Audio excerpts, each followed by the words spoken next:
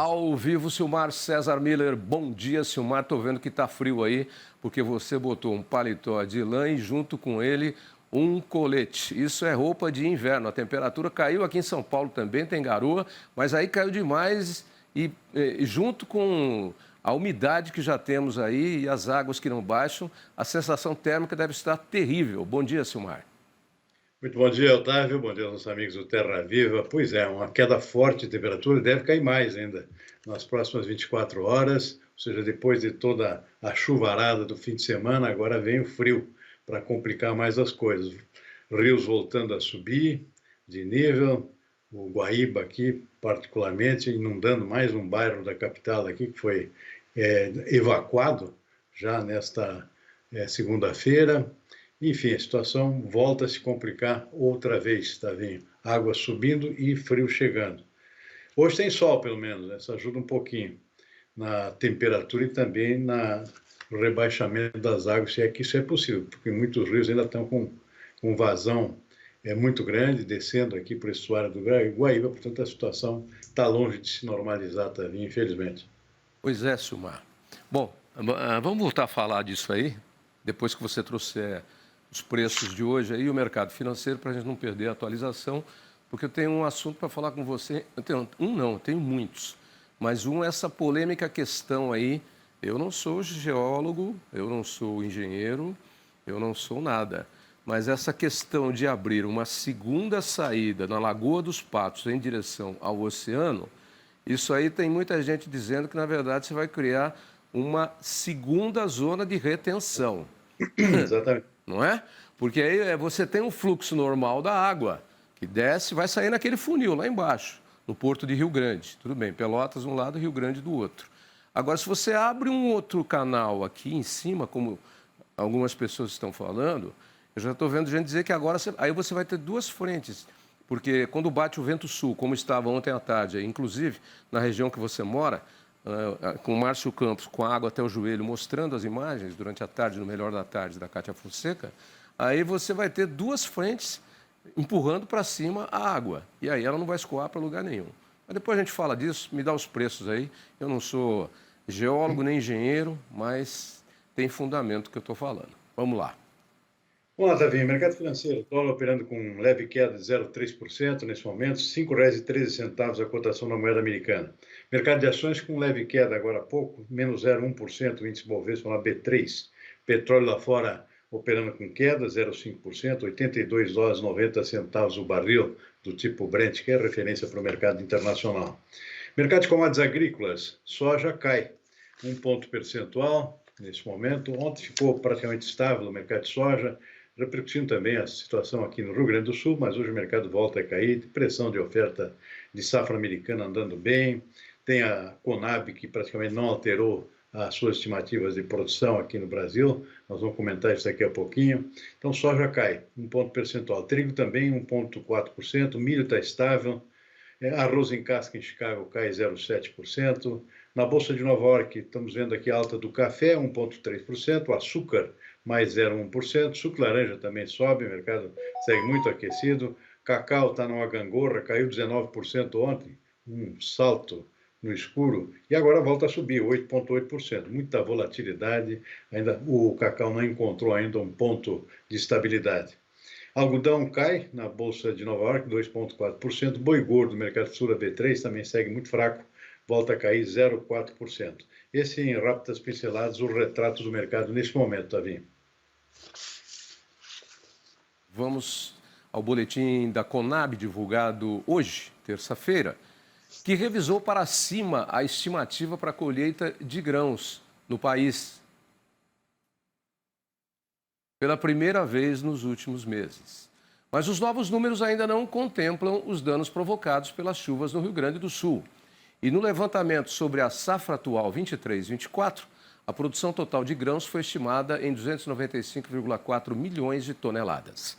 Essa queda é provocada por reflexos negativos no fenômeno El Niño, em lavouras do Centro-Oeste e do Mato Piba. Para a soja, a projeção de colheita está em 147,7 milhões de toneladas e a segunda safra de milho foi corrigida para 86,2 milhões de toneladas e, com isso, a colheita total do milho no momento está estimada em 111,6 milhões de toneladas. A semeadura de algodão deve ter aumento de 14,8% na colheita, passando aí por 3,6 milhões de toneladas a pluma. E a colheita do arroz deve atingir 10,5 milhões de toneladas, alta de 4,6%, e a de feijão de 9,5%, com 3,3 milhões de toneladas. Portanto, as notícias que a gente viu aí, a do feijão a gente já tinha descartado, né? Não tem que importar feijão, porque o feijão vai bem obrigado e é produzido do Paraná para cima. E o arroz, o que já foi colhido, dá suficientemente para abastecer o Brasil.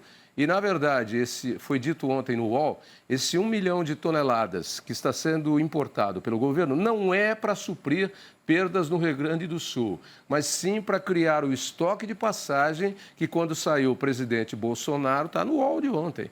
Foi zerado e deveria ter sido reposto no começo do ano passado, só que não foi.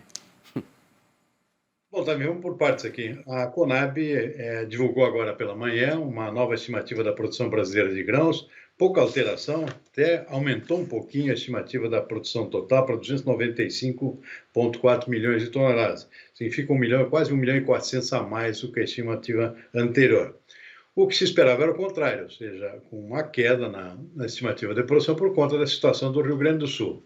Mas o fato é o seguinte, a Conab não conseguiu fazer um levantamento, não conseguiu mandar técnicos para percorrer as propriedades rurais nas áreas atingidas, porque está inviável aqui o trânsito em todo o estado do Rio Grande do Sul. Então, o fato é que não foi feito nenhum levantamento sobre as perdas aqui no estado gaúcho. Então, o que houve foi revisão na área de plantio. Algumas áreas aí, em partes do Brasil, ficaram acima da expectativa. Já havia algumas consultorias já vinham apontando que estava subestimada pela Conab a área total de plantio, especialmente no caso da soja e também parte do milho. Então, o que houve foi uma correção da área para cima, a área ficou maior do que era estimada anteriormente. Isso causou a falsa impressão de que não existem perdas aqui no estado do Rio Grande do Sul, porque a produção nacional até aumentou na estimativa da Conab em relação à estimativa anterior. Não é verdade, o fato é que realmente não foi feito nenhum levantamento. É bom deixar bem claro isso, não tem levantamento das perdas no Rio Grande do Sul ainda, até porque não teve tempo. A gente comentou isso já ontem, que não haveria tempo para isso mesmo, já era esperado esse tipo de coisa, ou seja, a Conab não pôde fazer nenhuma visita aos técnicos da Conab às propriedades rurais do interior do Rio Grande do Sul, e, consequentemente, deixou o número intocado aqui, praticamente sem alterações no caso do Rio Grande do Sul, apesar dessas perdas que são enormes na agricultura do estado. Então, isso vai ficar para um novo levantamento mais tarde, ou seja, já estão trabalhando aqui nesse levantamento, mas nesse sentido aqui, no levantamento de hoje, o dado acabou sendo frustrante, para usar o termo de mercado aqui, para efeito de alguma alteração em preço, por exemplo. Realmente o mercado ignorou e por conta exatamente dessa não avaliação das perdas no estado gaúcho também. Essa é a realidade. Bem, e já que estamos por aí, nós comentamos ontem sobre a questão da inflação para os próximos anos aí, mas não são boas as perspectivas. O Banco Central divulgou um novo relatório e aí nada leva em conta ainda a situação no Rio Grande do Sul, né? Onde tudo precisa ser analisado e computado corretamente, como você mesmo disse agora. A Conab não tem ninguém tem como transitar pelo Rio Grande do Sul. São 450 municípios atingidos pelas enchentes. Estradas, cidades destruídas, lavouras destruídas, animais que morreram. Enfim, é uma tragédia o que acontece no Rio Grande do Sul. E já estão dizendo que, se tudo correr bem, a água deve demorar pelo menos aí, um mês para baixar, porque é muita água e foi uma sequência de fatos em série, né? E aí tem essa ideia aí de que estão querendo abrir uma segunda saída para a Lagoa dos Patos. Ai. Mexer... Na verdade, o que se comenta mais é uma outra situação, que é um alargamento da atual saída. Da saída do Rio Grande, lá do Porto do Rio Grande. Tá. Mas a maioria dos técnicos aqui, especialistas em hidrologia, é contra isso, porque acha que o efeito pode ser pior. A emenda é pior que o soneto, né? Exatamente. A situação, porque isso pode trazer um refluxo de águas do mar, água salgada, entrando na Lagoa dos Patos, aí vai ter uma destruição ambiental imensa, inclusive econômica, aqui nas lavouras de arroz, que que se abastecem nas Lagoas dos Patos, existem muitas lavouras de arroz nessa região do estado, e arroz irrigado aqui tem que ser irrigado com água doce, não com água salgada, isso não funciona, mata a cultura. Então, tem um efeito econômico dramático. Então, tem uma coisa que eu ouvi entrevistas hoje de hidrólogos, especialistas nesse troço, dizendo, olha, calma aí que não é por aí, sem contar que o efeito disso, a realização de obras dessa envergadura, demoraria, no mínimo, primeiro uns 3 anos de estudo, para ver todos os impactos, depois mais uns 3 ou 4 para fazer a obra. Então, uma coisa que não resolve nada, é perda de conversa, é jogando conversa fora aqui em meio à tragédia, que exige ações imediatas, né, também. Então, é especulação, muita coisa na internet circulando com esse tipo de ideia, cria uma ilusão de que tem uma solução rápida e fácil. Não existe. Então, essa é a realidade. Cuidado com mexer com a natureza, aquilo que a natureza fez, porque ela, depois da modificação que você fizer, numa determinada situação de estresse, no caso aí de estresse hídrico, ela vai recorrer de todas as formas àquilo que ela originalmente tinha montado. E aí o desastre pode ser maior. Aliás, nós comentamos ontem que a tragédia de 1941, a enchente, apesar de ter sido grande e ser o recorde de enchentes no Guaíba, não causou tantas tragédias, muito provavelmente porque nós não tínhamos as áreas de várzea ocupadas e nem cidade. E muita gente veio comentar isso comigo ontem. E é verdade, muita gente falando, olha, mas então, não tinha, aquelas áreas não eram ocupadas. Não, não eram. Aquilo foi ocupado, o poder público foi deixando ocupado, achando que nunca mais teria enchente. E aí, quando acontece a adversidade climática, não vamos aqui mexer com nada, porque o fenômeno é extra, né? Não tem comparação. Mas essa é a grande verdade, né? E o fato é que é uma tragédia praticamente sem comparativo em outras partes do mundo, né? E a gente comparando com o tsunami, né? Não tem nada a ver. Tsunami, a água invade, a água do mar invade, mas volta em seguida, né? Ou seja, um ondaço gigantesco destrói um monte de coisa, mas volta em seguida. Aqui a água está ficando no lugar, né? É uma grande diferença. Nós estamos com a inundação aqui que persiste, com as águas paradas aqui, inundando, trazendo doenças, inclusive, aqui, em cidades alagadas, né? Isso demora tempo. Essa água não vai de volta tão rápido. Então, essa é a diferença grande. Sem contar a dimensão territorial, né? Está quase todo o estado alagado, né? E com chuvas voltando agora, tem previsão de retorno das chuvas no final de semana, chuvas fortes, inclusive, em partes do estado, que vai agravar novamente a situação. E criando um ponto muito grande de depósito de água, que isso tem um peso para o subsolo enorme. Inclusive, geólogos já estão dizendo que aquele tremor de terra lá em Caxias do Sul pode ter sido por acomodação do solo em função de peso. É a mesma coisa quando você represa uma área para criar uma hidrelétrica. Aquilo tem um peso enorme. Aquilo faz uma pressão sobre o solo.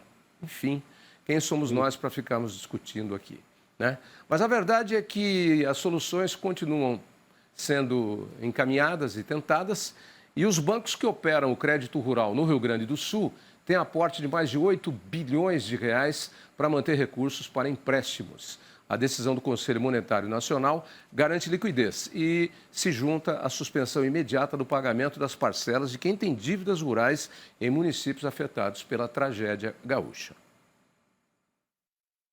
A medida permite que instituições financeiras prorroguem os prazos de pagamento das parcelas e dos juros das operações de crédito que tenham vencimento entre 1º de maio e 14 de agosto para o dia 15 de agosto. A suspensão vale para todos os empreendimentos localizados em municípios que tenham sido declarados em situação de emergência ou calamidade pública no período entre 30 de abril e 20 de maio.